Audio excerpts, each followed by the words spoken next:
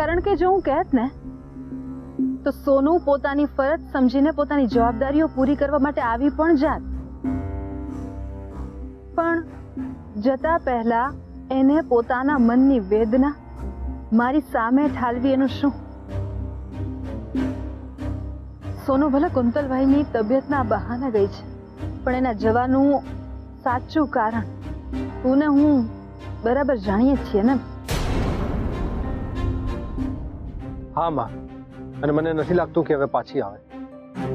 એનો મતલબ જે મને ડર હતો એ જ થયું, અને તમારા બંને વચ્ચે આ વિષય પર વાતચીત થઈ ગઈ છે, પણ તે મને કહેવું જરૂરી ન સમજ્યું. એવું નથી માં.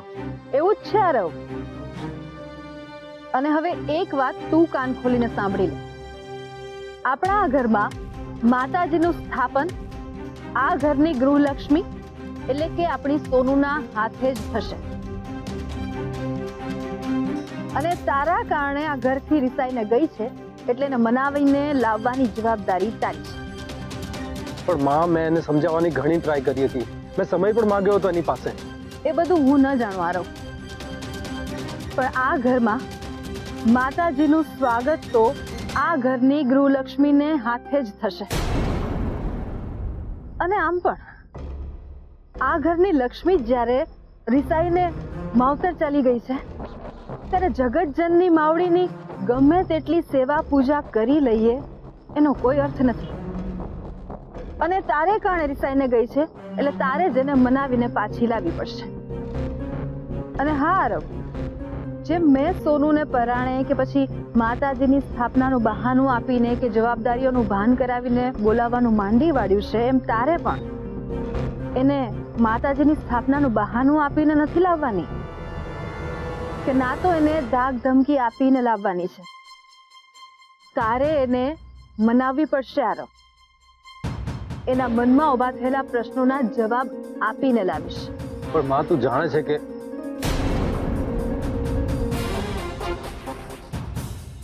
હું કઈ નથી જાણતી, અને મારે કઈ જાણવું પણ નથી.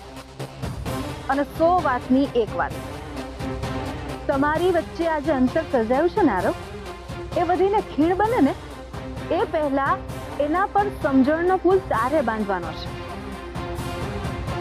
અને પાર થઈને એક થવાનું છે.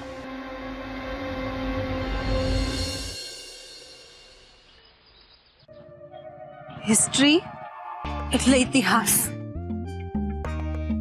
મેથ્સ એટલે ગણિત. બરાબર યાદ કરી લે કોકિલા. હિસ્ટ્રી એટલે ઇતિહાસ, મેથ્સ એટલે ગણિત, અને ઇંગ્લિશ એટલે અંગ્રેજી. મોટી બેન, ઓ મોટી બેન, તમે અહીંયા શું કરતા છો? સવારમાં હાથમાં ચોપડી લઈને વોક કરો છો કે હું? વોક પણ કરું છું અને મારું કામ પણ કરું છું. કયું કામ? અને આ ચોપડી એની છે? બધી વાત પછી, પણ પહેલા તું મને એમ કે તું આ નાસ્તો ને છે અહીંયા કેમ લાવી? મોટી બેન, હું રૂમમાં ગઈ તો ત્યાં તમે નહીં આવતા, પછી મારું ધ્યાન ગયું કે તમે અહીંયા આટા મારો છો, તો થયું ને કે લાવ ચાલ આજે નાસ્તો આપણે અહીંયા જ કરીએ. તને ખબર છે નાસ્તાને અંગ્રેજીમાં શું કહેવાય? ના. બ્રેકફાસ્ટ કહેવાય. હા બેન, પણ આને બ્રેક સ્લો ની ને બ્રેકફાસ્ટ જ કેમ કહેવાય?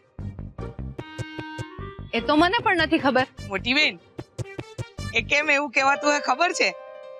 કારણ કે આપણે રાત્રે ભૂખ્યા ઊંઘી જઈએ અને સવારમાં ઉઠીને ફટાફટ બ્રેક માર્યા વગર ફાસ્ટ ખાઈ લઈએ, એટલે એને બ્રેકફાસ્ટ કહેવાતું હોય.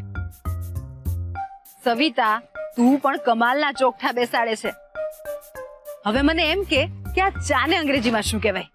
મોટી બેન, મારે ને અંગ્રેજીને નાવા નીચોવાના સંબંધ નહીં મળે, અને તમારે મને હું કામ અંગ્રેજી શીખવાડવું છે, અને એ પણ અત્યારે જ શીખવવું છે? સવિતા, શીખવું પડે, અને જીવનમાં આ બધું પણ જરૂરી છે. ચા ને અંગ્રેજીમાં ટી કહેવાય. અચ્છા, હે એમ રાખીએ આપણે? એમ રાખીએ નહીં, એમ જ કહેવાય. હવે છે ને હું તને અંગ્રેજીમાં કહું, તું એને ગુજરાતીમાં સમજવાનો પ્રયત્ન કરજે. Savita, thank you for 2 cup T. કેમ બેન આમ બોલો છો? હું કપટી નહીં મળે. હે ઠાકોરજી, સવિતા તું સમજી એ કપટી નહીં, તું કપટી એટલે 2 કપ ચા. અને મેં તને એમ કહ્યું કે આ 2 કપ ચા લાવવા માટે થેન્ક યુ. થેન્ક યુ ને તડકે મૂકો ને આ ચા પીઓ, ઠંડી થઈ જાય. અને તમને પણ હું અંગ્રેજી શીખવાનું ભૂત ઉપડ્યું છે. ભૂત નહીં સવિતા, લગ્ની લાગી છે. અને મને આ લગ્ની મારી સોનુએ લગાડી છે. અને હું ઈચ્છું છું કે જ્યારે મારી સોનુ પાછી આવે ને ત્યારે મારી સોનુએ શીખવેલા આ અંગ્રેજીના શબ્દો હું એની સાથે કડકડાટ બોલું અને આ રીતે મારી સોનુનું સ્વાગત કરું. બહુ સારો વિચાર છે મોટી બેન. પણ શું સવિતા? પણ આયશાબેન સ્થાપના માટે આવે તો ખરા ને?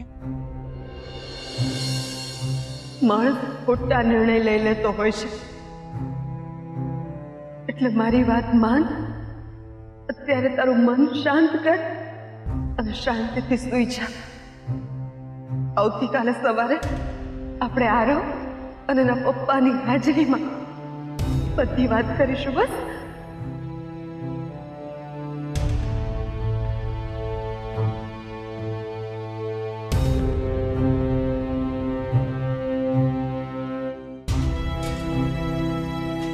મારી વાત માનીશ ને?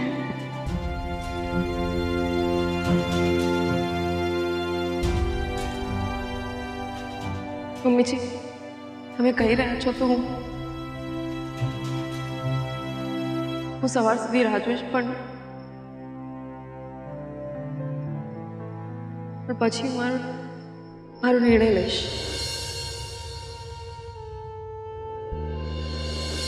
એ પણ મને એ નથી સમજાતું કે તમે રિપોર્ટ કઢાવવાની ના કેમ પાડો છો? કારણ કે મને ખબર છે કે મને કંઈ નથી થયું અને મને કંઈ થવાનું પણ નથી.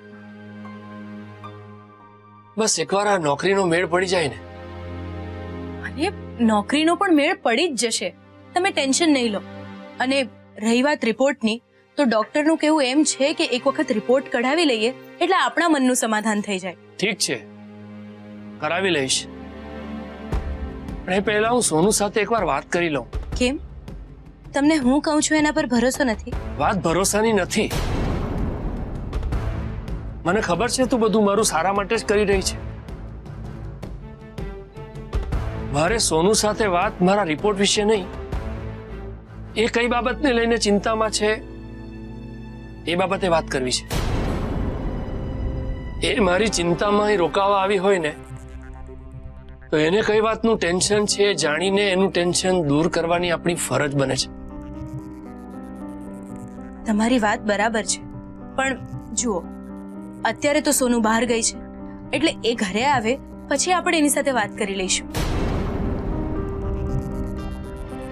ન કરે નારાયણ, પણ જો આમની ધારણા સાચી પડી તો કારણ વગર એમની ચિંતામાં વધારો થશે. એટલે સોનુ આવે કે તરત મારે એની સાથે પહેલા એકલામાં વાત કરી લેવી પડશે. આશા, આશા, મારું ટિફિન.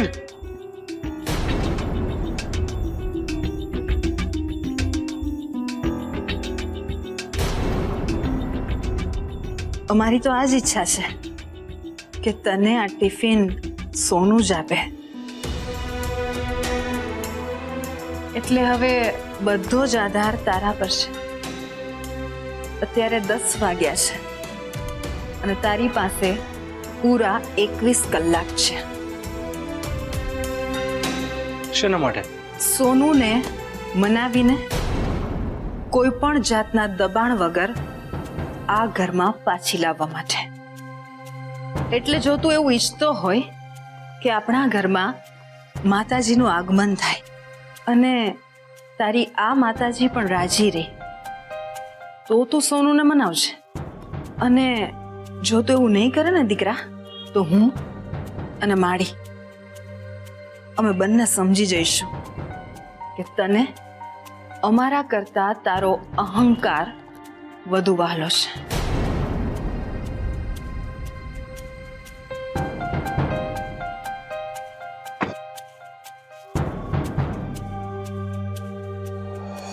એટલે હવે બધો જ આધાર તારા પર છે. અત્યારે 10 વાગ્યા છે અને તારી પાસે પૂરા 21 કલાક છે.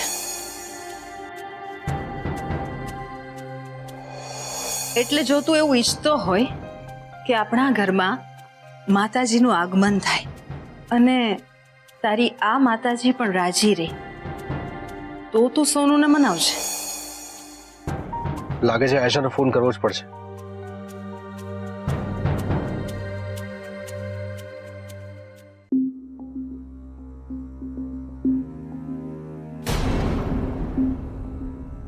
આયશાનો ફોન કેમ સ્વિચ ઓફ આવે છે?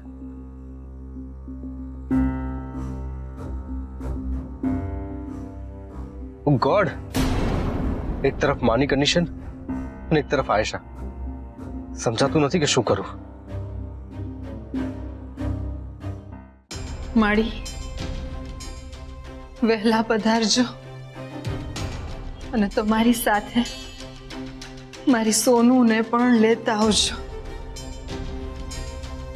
કારણ કે મારી ઈચ્છા છે કે જ્યારે તમે પધરામણી કરો ને ત્યારે તમારું સ્વાગત મારી સોનુના હાથે જ થાય.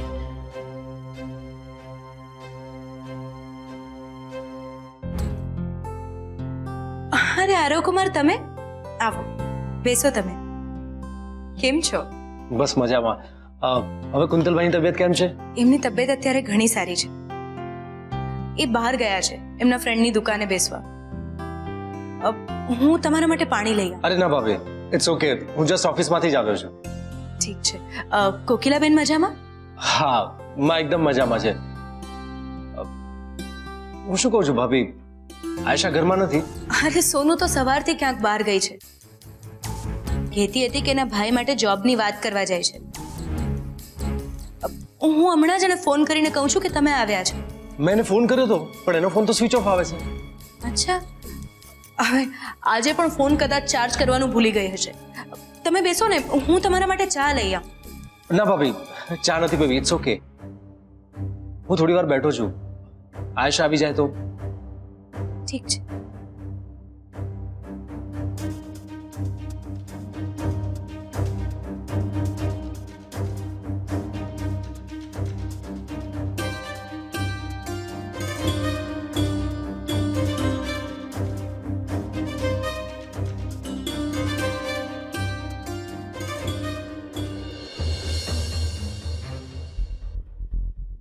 ફોન બંધ છે.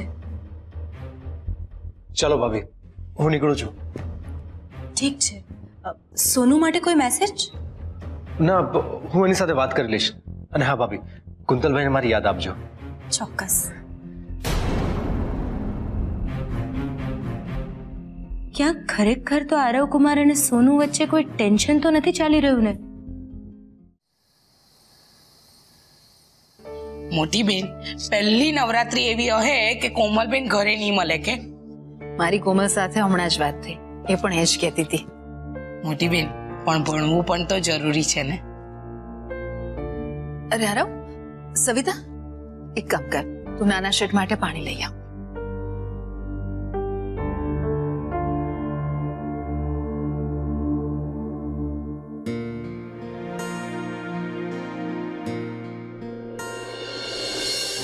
સોનુ સાથે કોઈ વાત થઈ? એ આવે છે ને કાલે? માં, મેં સવારથી ઘણા ફોન ટ્રાય કર્યા પણ એનો ફોન બંધ આવે છે. એના ઘરે પણ ગયો હતો. હિનાબેન સાથે વાત થઈ, સવારથી કોઈ કામ માટે બહાર ગઈ છે. એટલે શું આરવ? માં, મેં મારાથી બનતી બધી કોશિશ કરી પણ મને નથી સમજાતું કે મારે શું કરવું.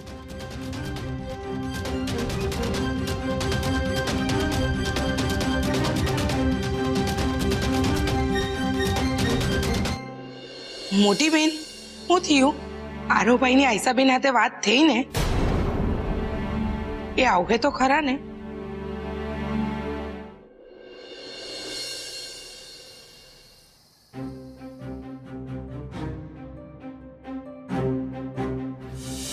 જે મને ડર હતો એ જ થયું અને તમારા બંને વચ્ચે આ વિષય પર વાતચીત થઈ ગઈ છે, પણ તે મને કહેવું જરૂરી ન સમજ્યું. એવું નથી માં, એવું જ છે આરવ. અને હવે એક વાત તું કાન ખોલીને સાંભળી લે. આપણા આ ઘરમાં માતાજીનું સ્થાપન આ ઘરની ગૃહલક્ષ્મી એટલે કે આપણી સોનુના હાથે જ થશે. અને તારા કારણે આ ઘરથી રિસાઈને ગઈ છે એટલે એને મનાવીને લાવવાની જવાબદારી તારી છે. પણ માં, મેં એને સમજાવવાની ઘણી ટ્રાય કરી હતી. મેં સમય પણ માંગ્યો હતો એની પાસે. એ બધું હું ન જાણું આરવ, પણ આ ઘરમાં માતાજીનું સ્વાગત તો આ ઘરની ગૃહલક્ષ્મીને હાથે જ થશે.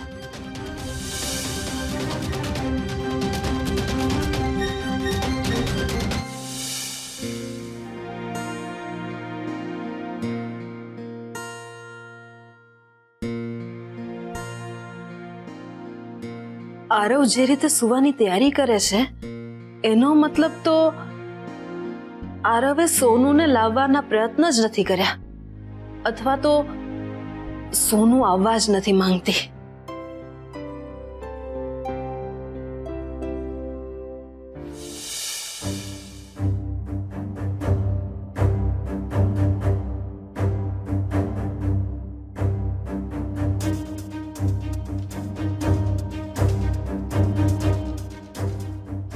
લે, આરવ તો સૂઈ ગયો. એનો મતલબ મારી સોનુ કાલે નહીં આવે.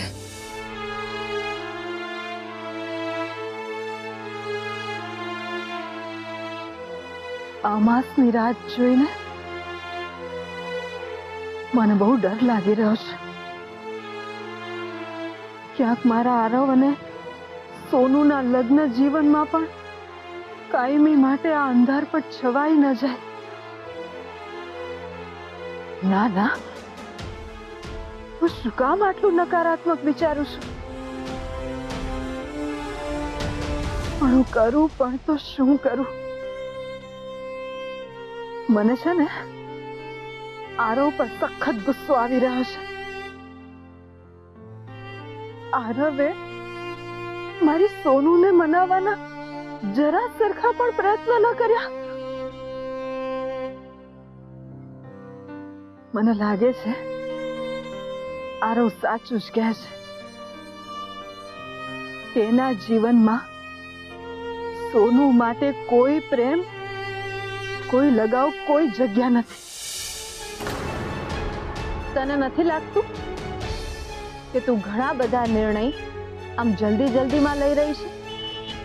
અને એ પણ તારી મરજી પ્રમાણે. મેં આજ સુધી કોઈ નિર્ણય ઉતાવળે નથી લીધા અને આગળ પણ નહીં લઉં, કારણ કે હું દ્રઢપણે માનું છું કે જીવન રૂપી નૌકાને પાર પાડવા માટે હિંમત અને ધીરજ આ બે હલેસાઓ હોવા જરૂરી છે, તો એ નૌકા પાર પાડી શકાય. પણ હવે મારી જ ધીરજ ખૂટી રહી છે. એમ ધીરજ ખોઈ બેસી છે નહીં ચાલે. તારે આરવ અને સોનુને સમય આપવો જ પડશે. પણ મેં સમય આપ્યો તો ખરો. આ સારું, એક તરફ તું સોનુને ડરાવી ધમકાવીને પરાણે આ ઘરમાં લાવવા નથી માંગતી, અને બીજી તરફ આરવના લમણે સમયની બંદૂક મૂકીને એને ધમકાવી રહી છે, એને ફરજ પાડી રહી છે કે સોનુને લેતો આવજે. આ તો તારા કમાલ સગવડિયા અને અલગ અલગ નિયમો છે દીકરા અને વહુ માટે, જે આરવ અત્યાર સુધી નથી કરી શક્યો એ અમુક કલાકમાં, એક રાતમાં કઈ રીતે કરી શકશે? કોકિલા, તને નથી લાગતું કે તારી આ અપેક્ષાઓ થોડી વધારે પડતી છે? લગ્ન પછી આ જ નાજુક બંધન સંબંધ બની જાય છે, અને અમે તો અમારા મા બાપની વાત માનીને આ સંબંધે જોડાયા અને આજ સુધી નિભાવી રહ્યા છીએ.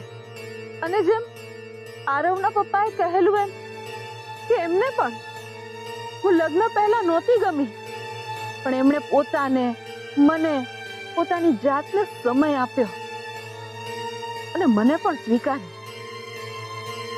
અને લગ્ન એક એવું બંધન છે કે આમ તાણીને કોઈ તોડી ના શકે. અને મારો પ્રયત્ન પણ હંમેશા એ જ રહ્યો છે કે આરવ અને સોનુનો આ સંબંધ ના તૂટે.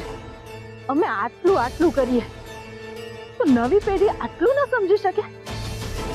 અને અમે ફક્ત એટલું જ ઈચ્છીએ છીએ કે કોઈ પણ નિર્ણય લે એ સમજી વિચારીને લે. એમ તારા ઈચ્છવાથી કાંઈ ન થાય કોકિલા. અને તું શું આ ફરજના ગીતો ગાઈ રહી છે? શું ફરજો નિભાવી એ જ જીવન છે? અને તારે પણ આ નવી પેઢીના વિચારોને સમજવા પડશે અને સ્વીકારવા પડશે. તારા સમયની વાત અલગ હતી.